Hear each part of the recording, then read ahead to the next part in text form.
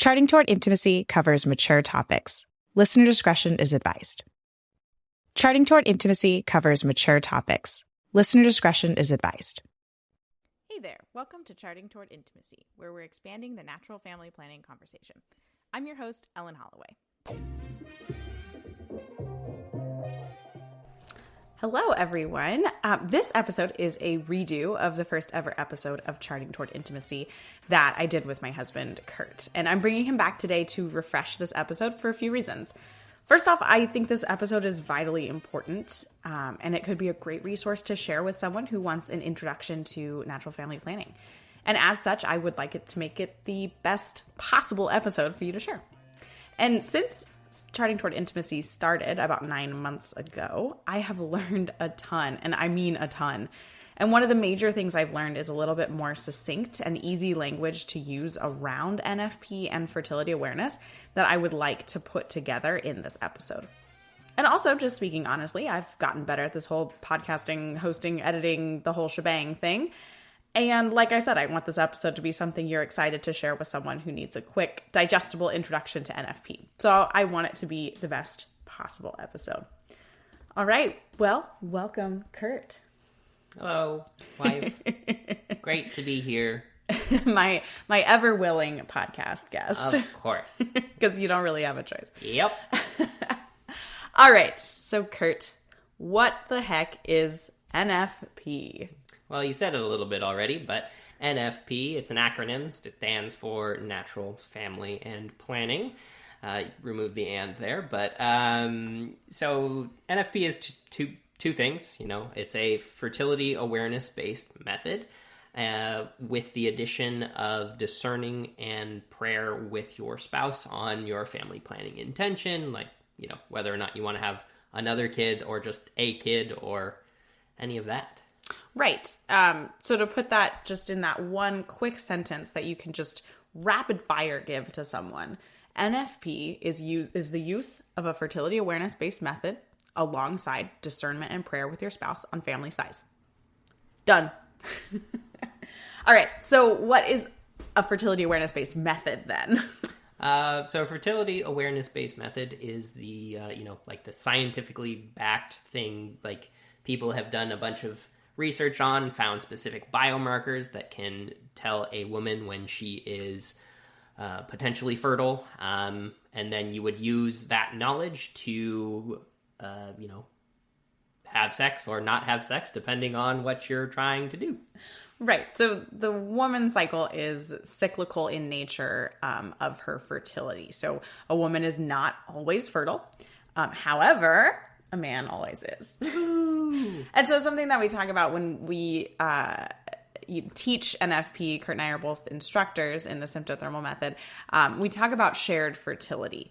So we use NFP not because the woman is sometimes fertile, but we actually use it because the man and the woman together have fertility at certain points in time.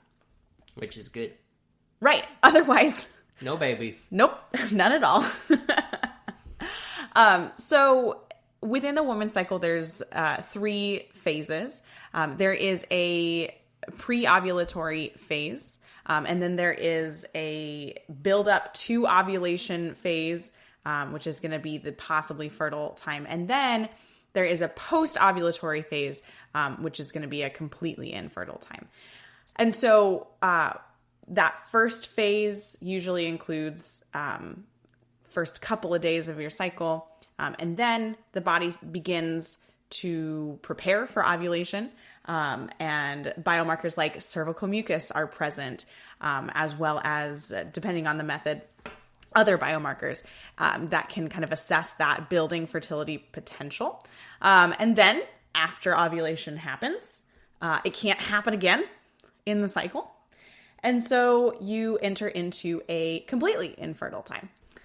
And these phases are defined by the rules of the method that you use. Okay, so fertility awareness-based methods, there's a bunch of different ones. And there's even different types. All right, so types. Tell me about the different types. Kurt? You have specific words for them, so I'm going to let you do that. Okay. All right. So there are mucus-only methods. And mucus-only is kind of self-explanatory. It uses cervical mucus readings to assess your fertility potential. And so this is either cervical mucus present or felt by a sensation feeling. And common methods in this type are the Billings ovulation method and the Creighton model. The second method type is the symptohormonal type. And so this uses a fertility monitor and or test strips, usually monitoring the luteinizing hormone, which is something that spikes right around ovulation. And they can also add in additional signs to cross-check. So some of the symptohormonal type methods throw in cervical mucus there, basal body temperature, other biomarkers to cross-check. But common methods in this type are Marquette and Boston cross-check. And then the last type is symptothermal. And symptothermal uses mainly basal body temperature and cervical mucus to assess fertility potential. And there are also additional signs that can be added into those methods. Common methods in this type are couple-to-couple league and SymptoPro. So those are kind of your different types. And you can see you break it into those three types, and then you have multiple methods within those types. Cool. All right, so something I also really want to mention here is that a fertility awareness-based method is not the same as NFP. NFP requires a fertility awareness-based method, but not all fertility awareness-based methods are NFP. So if you're practicing NFP, you're using scientific knowledge of when you are most likely fertile, and then focusing intercourse around or during that time, depending on when you and your spouse, or what you and your spouse have discerned together on family. And the fertility awareness-based method is that scientific knowledge, and that's about it. The secular world of fertility awareness-based methods often suggest using a barrier method of birth control during the fertile window to avoid pregnancy. That is a whole other topic. Not going to cover that right now. Covered extensively in the episode titled, Why Does the Church Teach NFP? And I would love for you to dive into that if you are interested. But essentially, sex is for two things. It's for unity and procreation. And those are equally primary purposes of sex. One is not higher than the other. And if you and your spouse have determined that now is not the right time to have a baby, then you'll abstain during the fertile time. That's because you can't take away one of the primary purposes of sex. If you take away the procreative part by using a barrier method, you're mangling sex away from what God designed it to be. And God designed sex to be a life-giving, unifying act with the co-creative ability to form life out of love. And so when you as a couple are trying to avoid pregnancy and just come together during the infertile times of your cycle, then you're working with God to naturally plan your family. You're not mangling sex by taking away some part of it. You're using the naturally occurring and identifiable signs of fertility to plan intercourse around the times that you're most likely fertile. But you're remaining open to life by not purposefully hindering or mangling the act in any way. So fertility awareness-based methods by themselves are not NFP, especially when they are used in conjunction with a barrier method or something like a spermicide. The theological component of natural family planning that is taught in methods that meet the USCCB's standard for NFP ministry, those components are vitally important. And that's a lot of what we talk about on this podcast. We discuss the real life of living out NFP, but we also discuss the church teachings around NFP, around sexuality, chastity, marriage, etc. So there's my little rant. So I have a question for you. Isn't NFP just Catholic birth control? Aha! Funny you ask that. It's not like this is scripted. Well, I think in a lot of ways it depends on how you define birth control. And I don't really want to jump into that because we do talk a little bit about that on an episode that's called NFP Ain't Catholic Birth Control. But something really important to note is that natural family planning can be practiced in many ways. And it will be practiced in many ways throughout a couple's life together. Birth control is essentially a way of controlling pregnancy or seeming to control pregnancy so that it's very unlikely to happen. And that's not what natural family planning is. Natural family planning is a way to naturally plan your family. Haha, get it? NFP, natural family planning. Natural meaning not just not full of synthetic hormones, but natural meaning natural law. The natural law of life as God created it. By using NFP, you're working within that natural law that God created for us. And in using NFP throughout your marriage, sometimes you're going to be trying to avoid, sometimes you'll be trying to achieve, and sometimes you might just throw up the shrugging lady emoji and say, let's see what happens. But you're working with God and listening to him when he calls you. And sometimes those callings for another child or for a first child seem insane and just about the worst timing imaginable. But it's important to note God's plan is always better than ours. And on the flip side, sometimes God's also telling you to wait, even when you desperately want a child. And that's because he has something even better in store for you. All right. So we have a list here of some rapid fire questions. I'm thinking we just go back and forth on them. Okay. All right. What about the calendar or rhythm method? So the calendar or rhythm method was developed a long time ago, about 90 years ago with... Wait. What? 90 years ago? I mean, pretty long. That's a long time ago. Yeah, I mean... Why would we be using science from 90 years ago? I mean, we're not, right? Exactly. We didn't...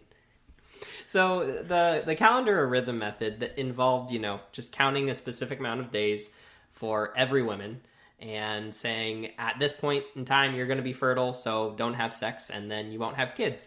And unfortunately for, the science of the time, they didn't really understand that not every single woman is exactly the same. So we have, updated methods and made it to where they are more efficacious, if that's a word. Right. Well, I mean, we now know that there is a wide range of normal. 28 days is not...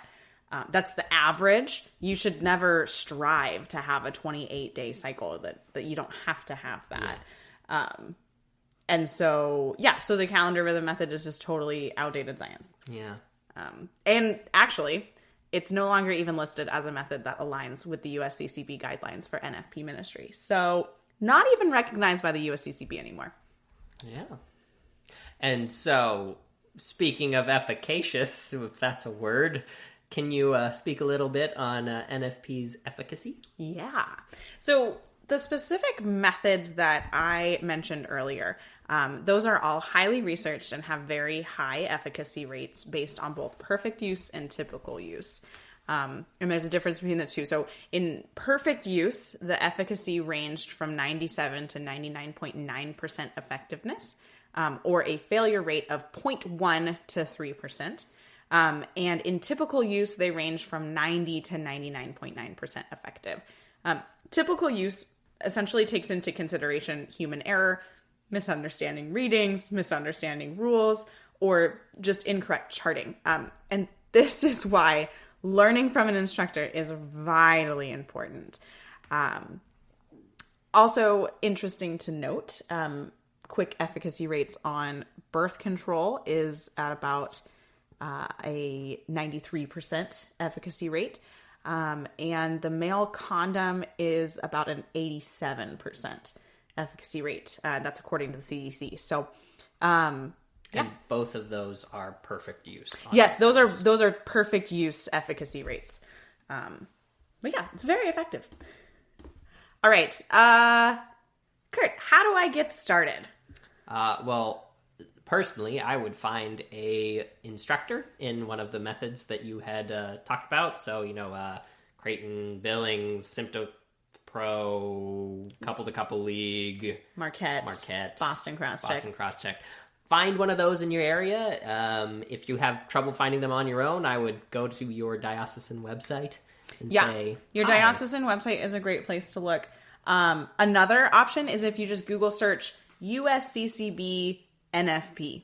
And on the USCCB's site, they do have the listing of the USCCB approved methods. And what that means, what USCCB approved method means, is that it is not just a method of fertility awareness. It includes a theological component, which we talked about is really important to NFP use within your marriage. All right. So we said how. When should we start learning or get started on this whole NFP thing? This is such an important question. So there are a couple of different schools of thought here, but a method of NFP is something to use within a marriage. However, fertility awareness is something that a woman should learn as soon as she starts cycling. And fertility awareness meaning just learning how to chart signs, learning kind of their basic rhythm of their body and how it's going, and seeing if there's anything that should be kind of checked out. But when you are preparing for marriage or considering preparing for marriage, these are great times to learn NFP. I highly encourage you and your potential spouse or future spouse, even if you're like not engaged yet, take a class together. Like if you are seriously considering marriage, if you're at that point in your relationship, take the class now. If you are engaged but haven't done marriage prep or anything yet, but maybe you already have a wedding date and it's like a year out, take it now. It would be fabulous to be able to go into your marriage with 12 months of charting experience. I mean, I wish I could have had that. So early, start early. and one of the things that I'd like to highlight that you said, Al, is like, guys, you need to know the method if you're going to be, participating in this NFP, living with your wife.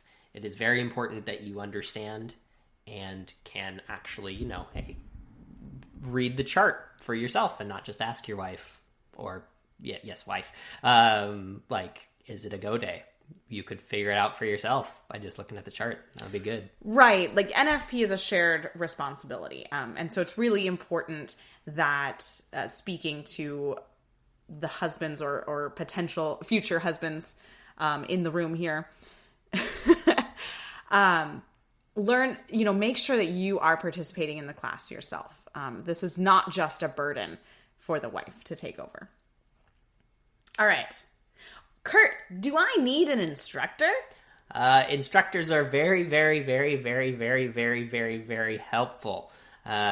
Learning from a booklet or something like that, it can be prone to errors, and we'll often see those efficacy rates go down. Not necessarily because the method is wrong, but just because nobody's there to check your work. Make sure you understand, the biomarkers you're charting, or if you're even charting them correctly.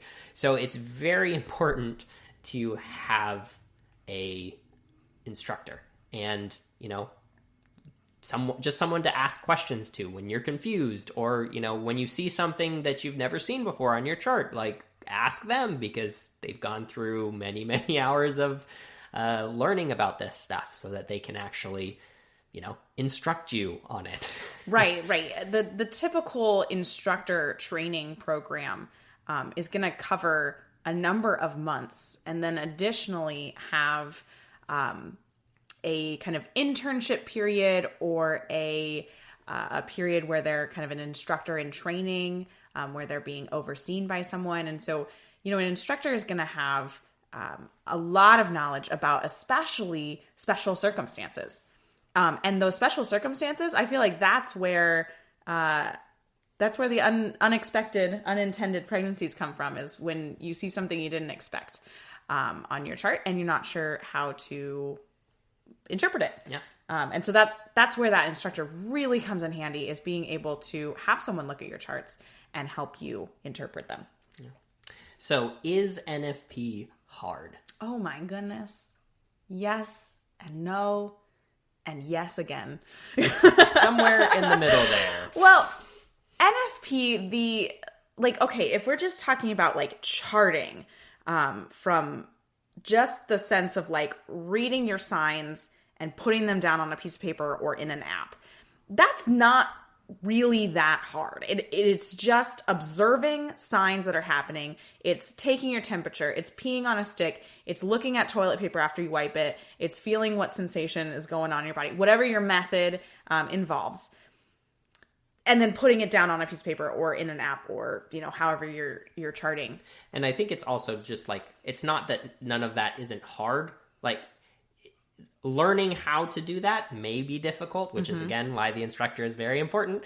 So, yeah, like that stuff shouldn't be that hard once you learn how to do it. Exactly. The learning process of NFP can take months to really feel comfortable and confident in reading your signs, and then also interpreting the chart. So there's the aspect of simply observing the signs and putting them down on a chart, but then there's the aspect of interpreting it and using whatever rules are present in your method. And that can be difficult to learn. And again, it's okay that it takes time, and your instructor can help you with that. But eventually, those things should become easier. Yeah, almost second nature, if you will. Exactly. But where the rubber hits the road is often the abstinence thing. In a typical cycle, you're looking at maybe 9 to 15 days of abstinence if you've got a pretty typical cycle. But you're not always going to have a typical cycle. Sometimes you're going to have stress in your life that's going to totally throw your cycle out of whack, and that's going to involve weeks of abstinence at a time. Maybe you have a baby and you're postpartum, and that is going to possibly involve like weeks to months at a time. You might need to abstain. And that can be very, very difficult, because intercourse between husband and wife is good. It's really, really good. And it's good to desire your spouse. But NFP calls us to abstain when we're trying to avoid a pregnancy, because of what we talked about, because sex is for two things. It's for unity and procreation. We can't take away one of those parts. And that part can be just so difficult. And that's one of the things we're trying to help a little bit with on this podcast, is just creating conversation around that, creating community, helping you to realize that it's okay to open up to friends or family and say, hey, this NFP thing is hard. It's really, really hard. And then the last thing about is NFP hard I want to mention is that sometimes it can be really, really hard if you have an underlying health issue, and your charts are literally unreadable. And again, this is why an instructor is so, so, so important. If you have something like PCOS or endometriosis and you don't know it, and your chart is completely unreadable, your instructor can help you seek the help that you need, seek the doctors that you need to try to mitigate those issues that are going on. You may have just really high levels of fertility. It's just very, very easy for you to get pregnant. And NFP can be pretty tough if you have a couple of unintended pregnancies and it's like, wow, I don't know what to do here. And again, this is why community is so important. Finding your NFP buddy that you can talk to. That sounds kind of funny. But But what Kurt and I have found is so helpful. I am so ranting on this right now. We'll move on to the last question in a second. But what Kurt and I have found is so helpful is having another couple that's also practicing NFP that we can talk to and be like, oh my gosh, this is ridiculous. Like, this is so hard. Or, wow, okay, things are like going well. My cycling started up again postpartum. I can figure this out again. That kind of thing. Okay. So I guess the last question that we had in these rapid fire questions is, why in the world does this thing that the church requires of us cost money? Oh my gosh. There are so many layers to that, but I'm just going to touch on two. First off, it costs money because the instructors that you're learning from have spent hours and months and years of their life learning this method. They are a highly trained professional, and we pay highly trained professionals to do professional work. Just like you pay for a community college course, you pay for an NFP course. In addition to that, some methods have additional costs associated with them. Like a symptohormonal method is going to have the cost of the fertility monitor and the test strips. And yeah, some other methods have kind of additional costs that are sort of ongoing. And then other methods have minimal costs ongoing. And that's just dependent on the method. But if we go back to, if the church teaches this, why does it cost money? That's a great question. I don't know. I don't know why the church couldn't pay for this for us. That'd be fabulous.